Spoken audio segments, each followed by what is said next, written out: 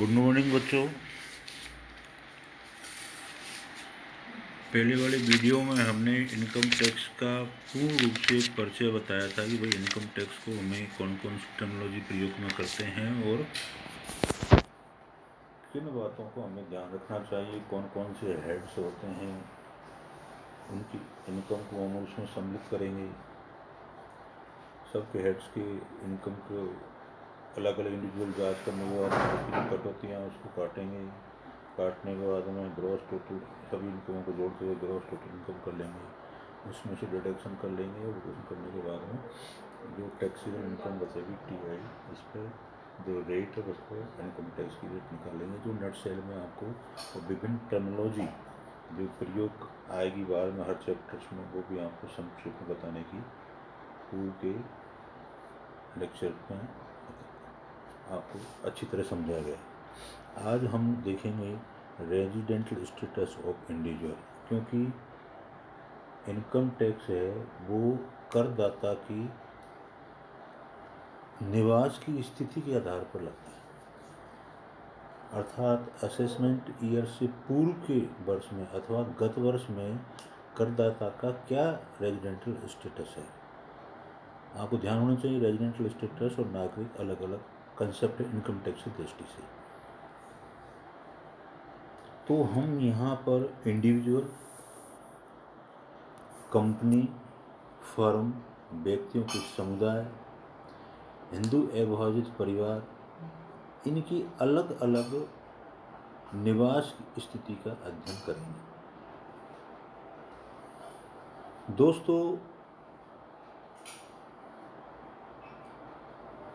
जब निवास स्थिति का अध्ययन करते हैं तो बिल्कुल फंडामेंटल्स कुछ तो बेसिक कंडीशंस होती हैं, वो आपको ध्यान में रखनी चाहिए। कुछ अतिरिक्त शर्तें होती, एडिशनल कंडीशन, वो आपको ध्यान रखनी चाहिए। ये कंडीशंस के आधार पर ही व्यक्ति की ऑर्डिनरी रेजिडेंस इंडिविजुअल और नॉट ऑर्डिनरी रेजिडेंट इंडिविजुअल की और नॉट रेजिडेंट इंडिविजुअल की स्थिति पता लगे। अर्थात करदाता साधारण निवासी है या असाधारण निवासी है या अनिवासी है, इन शर्तों के आधार पर ही हम उस व्यक्ति की निवास स्थिति का अध्ययन करेंगे। आप देखिएगा एक व्यक्ति निवास स्थान की स्थिति क्या आधारभूत शर्तें तो क्या है। नंबर 1 है, वे गत वर्ष में कुल मिलाकर 182 दिन अथवा इससे अधिक अवधि के लिए भारत में रहा हो। और दूसरी स्थिति क्या है आधारभूत, वे गत वर्ष से तुरंत पूर्व के 4 वर्षों में कुल मिलाकर 365 दिन या इससे अधिक अवधि के लिए भारत में रहा हो और गत वर्ष में 60 दिन या इससे अधिक अवधि के लिए भारत में रहा हो। ये दो फंडामेंटल्स आपकी कंडीशंस है। अर्थात stay in India for 182 days or more during previous year.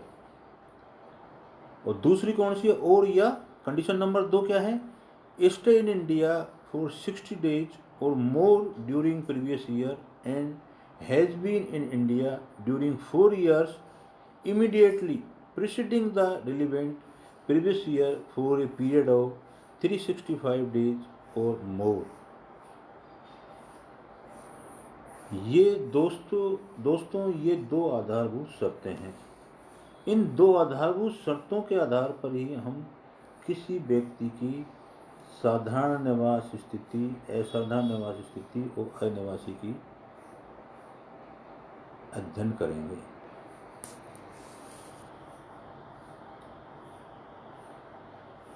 अतिरिक्त शर्त कौन कौन सी है आप वो भी देखिएगा। वह गत वर्ष से तुरंत पूर्व के 10 वर्षों में कम से कम 2 वर्ष भारत में निवासी रहा हो, नंबर 1 शर्त। नंबर 2 क्या है, वह गत वर्ष के तुरंत पूर्व के 7 वर्षों में कुल मिलाकर 730 दिन या अधिक अवधि के लिए भारत में रहा हो। ये दो आपकी एडिशनल शर्त हैं। अर्थात एक प्रकार से आपकी 4 शर्त हुई, 2 आधारभूत शर्तें और 2 अतिरिक्त शर्तें। इन चारों शर्तों को जब हम कंपैरेटिव देखेंगे तब उस व्यक्ति की या उस व्यष्टि की साधारण निवासी, असाधारण निवासी और अनिवासी स्थिति का अध्ययन होगा।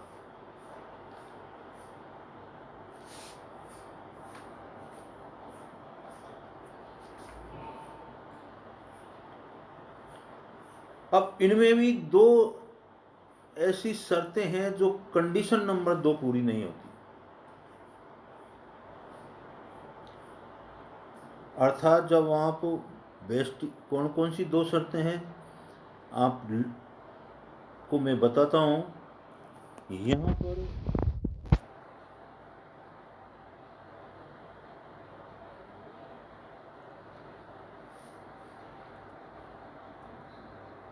एक ऐसा भारतीय नागरिक जो गत वर्ष में भारतीय जहाज के कर्मचारी के रूप में भारत से बाहर रवाना होता है, अथवा ऐसा भारतीय नागरिक जो गत वर्ष में प्रथम बार भारत से बाहर नौकरी करने जाता है, अथवा भारतीय मूल का व्यक्ति या भारतीय नागरिक जो मूलतः भारत से बाहर रहता है तथा गत वर्ष में भारत में भ्रमण करने के लिए आता है, किंतु ऐसे व्यक्ति को जो विदेश में अपनी नौकरी के त्याग पर भारत में लौट आ रहा है, वह यह अपवाद लागू नहीं होगा।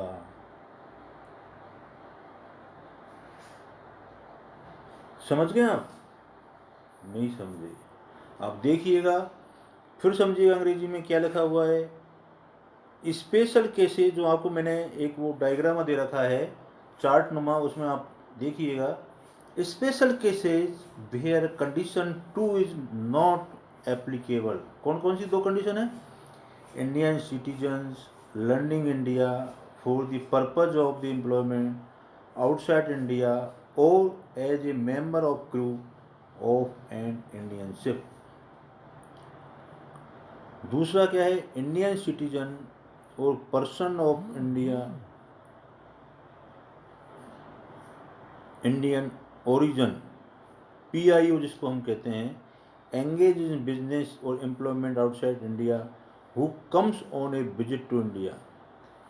ये दो स्थिति में ये रूल्स नंबर 2 आपका कंडीशन नंबर 2 लागू नहीं होता है।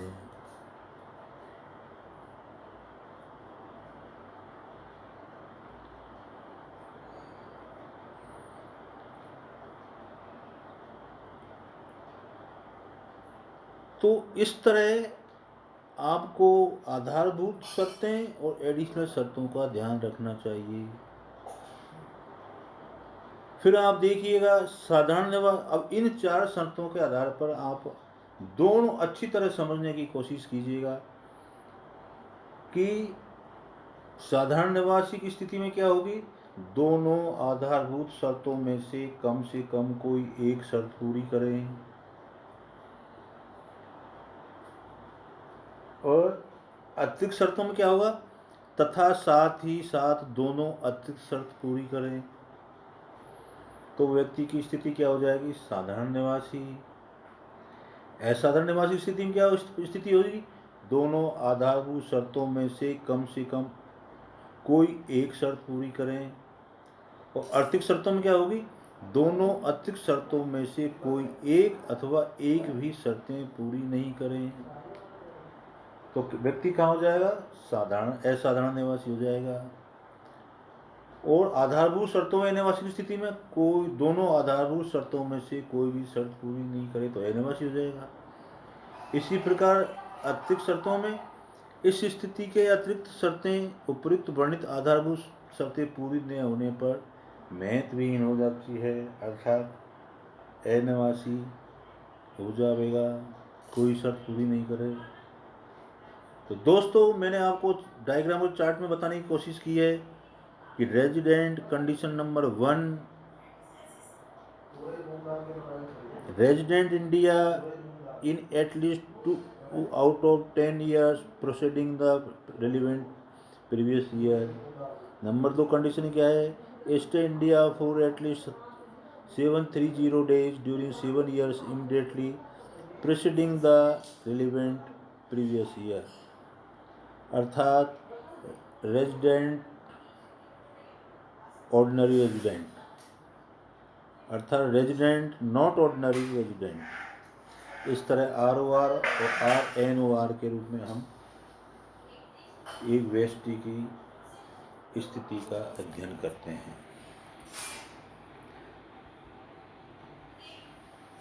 इसी प्रकार के हिंदू अविभाजित परिवार,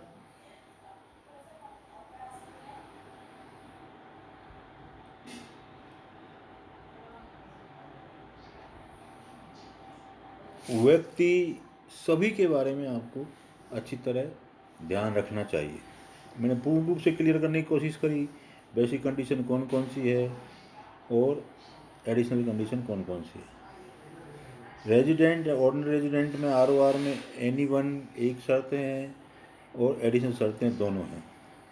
resident not ordinary resident RNOR में NE1 फर्स्ट हैं और NE और नॉन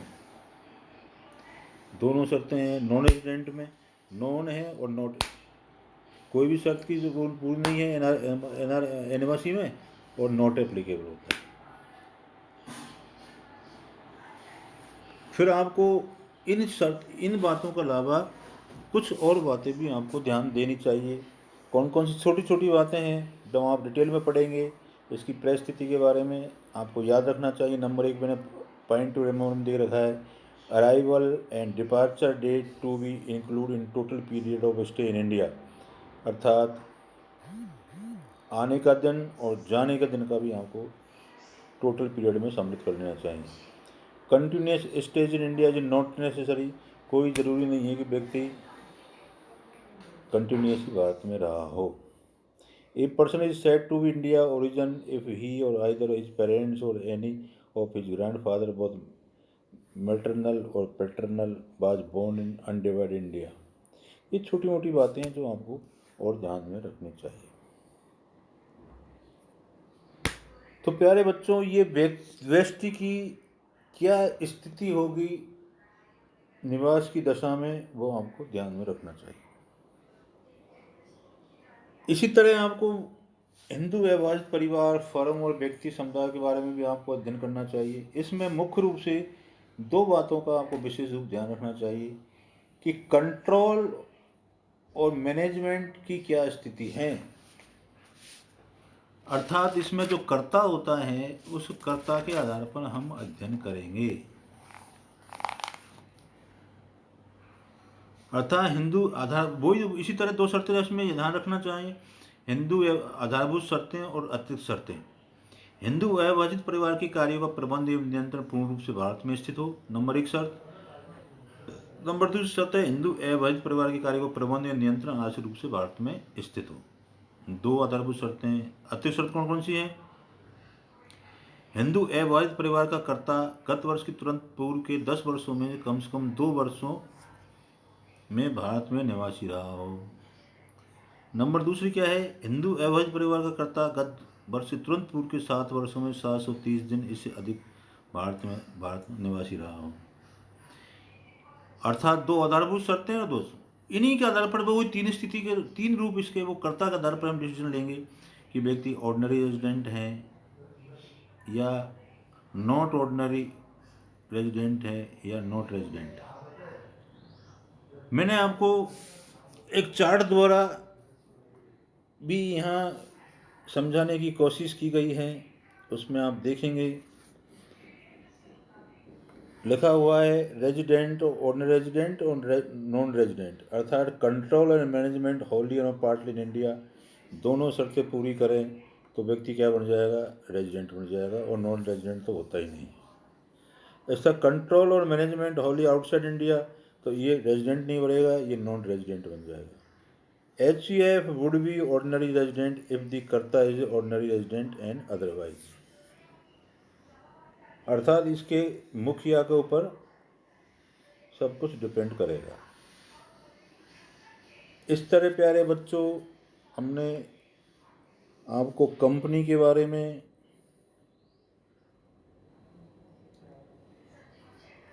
फर्मों के बारे में भी आपको नट सेल में छोटे छोटे मैंने समझाने की कोशिश की गई है। जब आप एक एक क्वेश्चन देखेंगे तो ये शर्तों का ध्यान रखते हैं और इसके आधार पर आपके 2-2, 5-5 नंबर के क्वेश्चन एग्ज़ाम में आते हैं। आपको ये पूछेगा कि इस क्वेश्चन में करदाता की क्या स्थिति है, अगर साधारण निवासी है, अगर साधारण निवासी है, अगर नॉन रेजिडेंट। आप क्वेश्चन पढ़ें, किताब को पढ़ें तो एक बार 2 बार इन शर्तों को देखें। देखने के बाद में आप अच्छी तरह समझ पाओगे कि क्वेश्चन की क्या पोजीशन है। फिर क्वेश्चन हल करेंगे। ये आपका एक तरीका से जो हम इनकम टैक्स के जो मुख्य हेड हैं, सैलरी है, इनकम फ्रॉम हाउस प्रॉपर्टी है, कैपिटल गेन है, अदर सोर्सेज हैं, आपके प्रारंभिक आधार जो टर्मिनोलॉजी का प्रयोग किया जाता है उसको मैंने समझाने की कोशिश की। कल से प्यारे बच्चों, हम जो इनकम टैक्स के मुख्य आधार हैं, विभिन्न हेड्स हैं, बन करके देखेंगे, सैलरी पढ़ेंगे। किस तरह की प्रॉब्लम आए तो मेरे से आप पूछें। मेरी ओर से आपको बहुत बहुत धन्यवाद। Thank you.